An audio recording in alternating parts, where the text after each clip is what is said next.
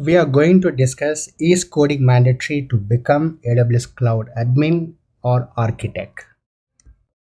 To answer this question precisely, coding is required to some extent. To understand this better, let's see the level of coding required for a developer and for a cloud engineer. For a developer, he must be very strong in coding, advanced concepts, frameworks.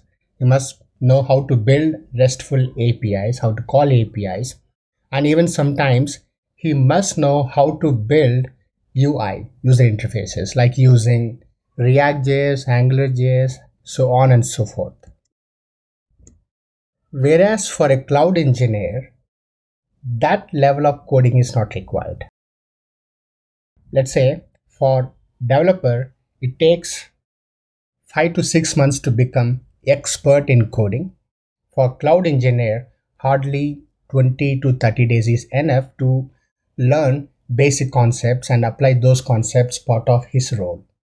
For a cloud engineer, we see two types of automation. Number one, infrastructure automation.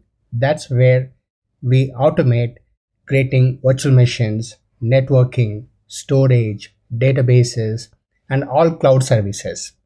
Number two, the operational automation. For example, I want to take EC2 backup every 30 minutes. I may need to go and write a code for such automations. But today, there is a direct configuration in Amazon where these automations can be done without using code. But I'm just giving this as an example. One more use case could be there are unused Amazon machine images, AMIs. I want to clean it up, right? Then also we can write a small piece of Python script and clean up unwanted AMIs.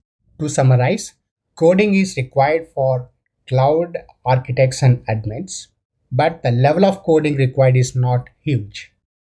If you have any specific questions, please comment. Our team or myself will reply. Thanks for watching. All the best.